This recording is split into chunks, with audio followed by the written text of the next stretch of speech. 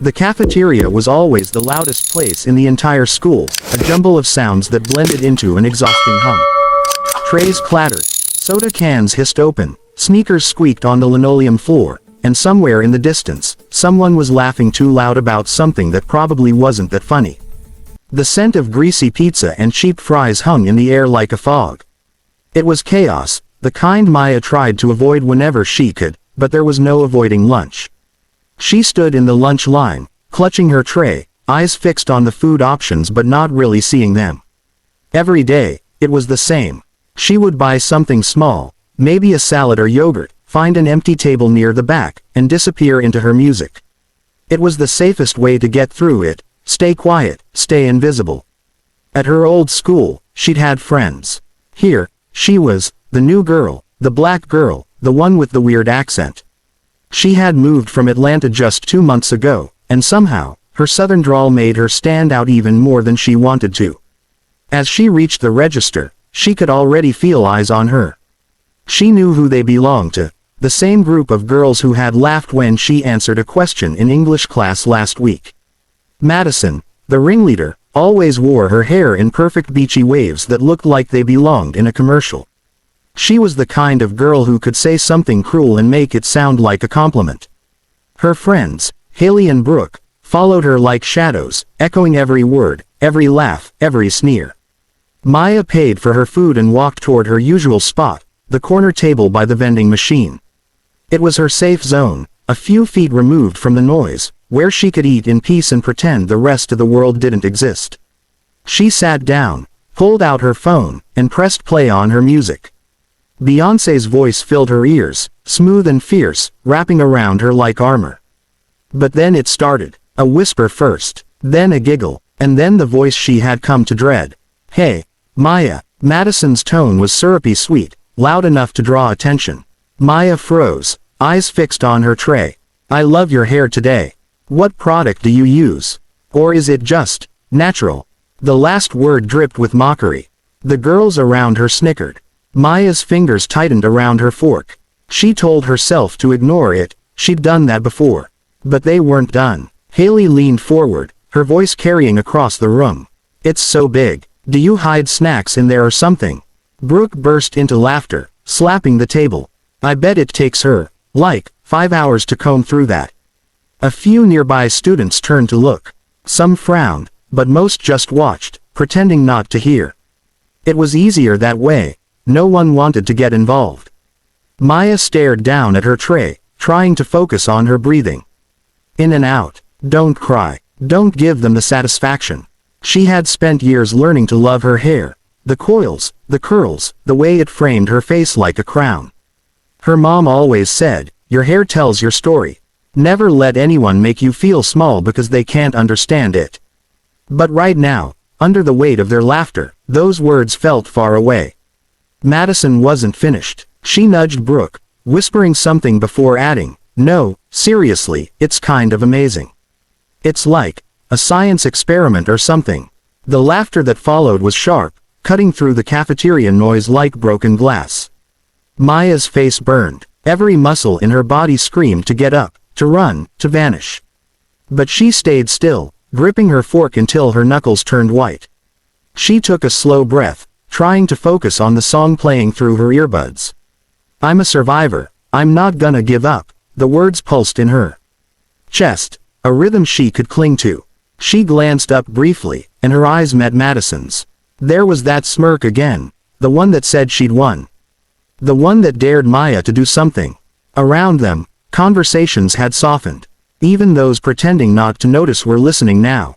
Maya looked back down at her tray, her heartbeat quickening. The music played on, but her thoughts were louder. She had promised her mother she'd keep her head down, focus on her grades, ignore the bullies. But there were limits. There always were. When the next comment came, something inside her finally cracked. "I mean," Brooke said between giggles, she could totally audition for a shampoo commercial, if they ever make one for wild animals. The laughter that followed was loud enough to drown out Maya's music completely. The fork slipped from her fingers and clattered onto the tray. Slowly, she reached up and removed her earbuds. The cafeteria's noise rushed back in. The chatter, the laughter, the clinking dishes, but somehow it all felt far away. She wasn't invisible anymore. Everyone was watching, and this time, she decided, she wasn't going to pretend she didn't hear. The sound of her fork hitting the tray seemed to echo through the entire cafeteria. For a moment, no one spoke. The bullies' laughter trailed off, and a heavy silence filled the air, tense and expectant. Maya could feel every eye on her as she slowly stood up. Her heart pounded so hard she could hear it in her ears. A part of her wanted to sit back down, to disappear again. But another part, the part that had been growing stronger with every cruel comment, refused to shrink anymore. She pushed her chair back and straightened her shoulders. The movement was quiet but powerful, like the calm before a storm. Madison raised an eyebrow, a smirk still playing at her lips. "Oh, are you leaving already?" she said mockingly. "Don't go, we're just getting started." Maya took out her earbuds and slipped them into her pocket. "No," she said, her voice clear and surprisingly steady. "You're done." A ripple went through the nearby tables. A few whispers, a few gasps. Madison's smirk faltered, just for a second, but she recovered quickly. "Excuse me," she said, feigning confusion. "I was just giving you a compliment." "Don't," Maya said sharply. Her pulse raced, but the words came easier now, carried by something fierce inside her. "Don't pretend what you said was a compliment. We both know what you meant." Madison blinked, thrown off balance by Maya's calmness. "Wow," she said, rolling her eyes. "Someone's sensitive." Maya took a step closer, her voice gaining strength with each word. "No, I'm not sensitive. I'm tired." She glanced around at the watching faces. "Tired of pretending I don't hear you. Tired of sitting quiet while people like you think it's okay to make me the punchline." Haley tried to laugh it off, though her voice wavered slightly. "Relax, it was just a joke." Maya turned to her. "A joke? You think it's funny to mock how someone looks? To make them feel small so you can feel bigger? You can call it whatever you want, but it's not a joke when someone's crying in the bathroom afterward." Her voice trembled at the end, but it wasn't weakness, it was truth breaking through. The cafeteria had gone almost silent. Even the sound of trays and chatter seemed to have faded. Students stared, some wide-eyed, some ashamed. Madison crossed her arms, defensive now. "You're overreacting. Nobody here said anything racist. We just what?" Maya cut in, her tone sharp. "Just pointed out my hair, my skin, my accent. You think it's harmless, but it's not. You think I don't see the way you look at me, like I don't belong here." She took a deep breath, steadying herself. "But I do belong here. Just as much as you do. Maybe more, because I don't tear people down to feel good about myself." There was a quiet gasp from somewhere in the crowd. Madison's confident facade wavered, her cheeks flushing. She glanced at her friends for backup, but neither Haley nor Brooke met her eyes. Maya continued, her voice softening, though her gaze remained firm. "You laugh at my hair because it's different. But what you don't understand is that it's not just hair. It's history, it's culture, it's strength, it's everything my ancestors fought to keep when people tried to strip it away." Her throat tightened, but she didn't stop. "Every curl, every coil tells a story. You can't make me hate it just because you don't understand it." A murmur rippled through the cafeteria, quiet, reverent. For the first time, Maya didn't feel small under their stares.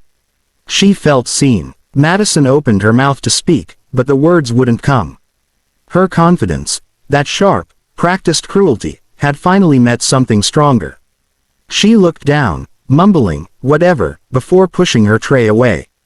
Maya exhaled, the tension in her shoulders easing. She hadn't realized she'd been holding her breath. Her hands trembled slightly, but she didn't hide it. She turned toward the room, the dozens of faces watching, waiting, and said, more quietly now, "You don't have to like me. You don't have to understand me. But you will respect me." It wasn't a shout, but it carried more weight than any scream could. The words seemed to linger in the air, powerful and final. For a moment, no one moved. Then, from the far corner, someone started clapping. Slow, deliberate. Another joined in, and another. Within seconds, the entire cafeteria filled with the sound of applause. It wasn't loud and wild, it was sincere, almost solemn. Madison and her friends sat frozen, their smug expressions wiped clean. Maya stood there, chest rising and falling, unsure whether to laugh, cry, or both. She finally let out a shaky breath, and a small smile curved her lips. For the first time in weeks, she felt something new, freedom. As she sat back down, a few students hesitated before gathering their trays and moving to join her. They didn't say anything at first, just smiled, small gestures of solidarity that said more than words ever could. And while the cafeteria slowly returned to its usual buzz, something had changed. The laughter that once targeted her had quieted. The air felt lighter, stronger. Maya picked up her fork, hands still trembling, and took a bite of her now cold lunch. She could feel her heartbeat slowing, her breath returning to normal. She had spoken up, she had faced them, and for the first time, she wasn't just surviving, she was standing tall. The applause faded slowly, but its echo lingered in Maya's chest long after the last clap died down. For a moment, she just stood there, frozen in the middle of the cafeteria, unsure how to process what had just happened.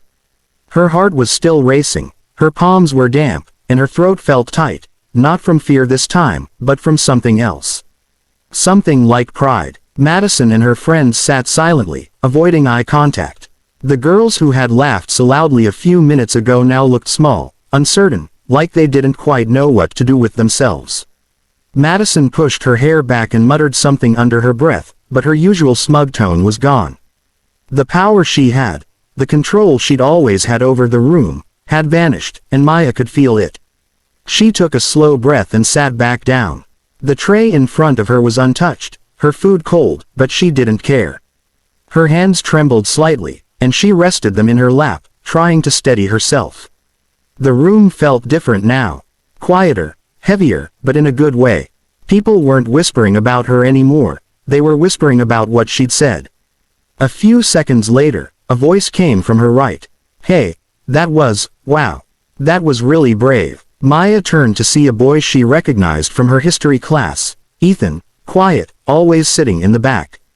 He looked awkward, like he wasn't sure if he should be talking to her, but his eyes were kind. "Thanks," she said softly. Her voice felt strange after everything, small but steady. Another girl joined the table, a petite brunette with a nervous smile. "I've been wanting to say hi for weeks," she said. "I just didn't know how." "What you said back there. You're amazing." Maya felt heat rise in her cheeks. "I'm not amazing," she murmured. "I just got tired." "Yeah," the girl said, nodding. "But still, it takes guts to stand up like that." One by one, more students came over. Some sat nearby, others just gave her a thumbs up as they passed. It wasn't a crowd, not really, but it was enough to make Maya feel something she hadn't felt since she'd started at this school, belonging. She looked around the cafeteria, seeing it differently now. The same harsh fluorescent lights, the same chipped tables and half-empty milk cartons, but the energy had changed. The air wasn't heavy anymore. The stares that used to burn now felt like quiet respect. Madison, Haley, and Brooke eventually gathered their things and left, heads low. No one followed them. No one laughed. They slipped out of the cafeteria unnoticed, their reign quietly ending. When they were gone, Maya exhaled, a deep, shaky breath that felt like it came from her soul. She hadn't planned any of this. She hadn't even meant to speak at first, but once she did, something inside her unlocked. For so long, she had tried to make herself smaller to avoid trouble, to avoid being too much. But standing there, defending herself, she had realized something powerful. Her voice wasn't too much. It was enough. As she sat there, eating her now cold salad, the buzz of the cafeteria returned, softer, lighter. Someone at another table played music from their phone, and a few students laughed again, but it wasn't cruel laughter. The tension had broken. Ethan smiled at her again. "You really shut her down," he said quietly. Maya laughed under her breath. "I didn't mean to," she said. "I just couldn't let it go anymore." He nodded. "Sometimes that's how change starts." His words hung in the air. Change. The idea made her chest swell with a mix of relief and wonder. Maybe this was the beginning of something. Not just for her, but for everyone watching who had ever felt small or silenced. The bell rang a few minutes later, signaling the end of lunch. Students began gathering their trays, chatting softly as they headed for the exits. Maya stayed seated for a moment longer, letting the noise fade around her. She looked at the empty seat across from her, the one that had always stayed that way, and smiled when the brunette girl set her tray there instead. "Mind if I sit here tomorrow too?" the girl asked. Maya looked up, surprised. Then she nodded, her smile widening. "Yeah," she said, "I'd like that." As she stood to leave, she caught her reflection in one of the cafeteria's glass doors. Her curls framed her face just as they always had, wild and free. For the first time, she didn't adjust them or smooth them down. She simply looked at herself, really looked, and saw someone she liked. Someone strong. Walking out into the hallway, she felt lighter. The noise of the cafeteria faded behind her, replaced by the rhythmic click of her shoes against the floor. Students passed by, some smiling, some nodding in quiet acknowledgement. It wasn't about popularity, and it wasn't about revenge. It was about reclaiming something she'd almost lost: her voice, her pride, her place. Maya didn't know what would happen next. There would probably still be whispers, still be people who didn't understand. But now, she knew she could face them. She had spoken once, and she could speak again.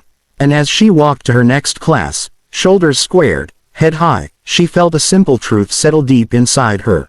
A truth that made her heart beat steady and sure. She didn't need anyone's permission to belong. She already did.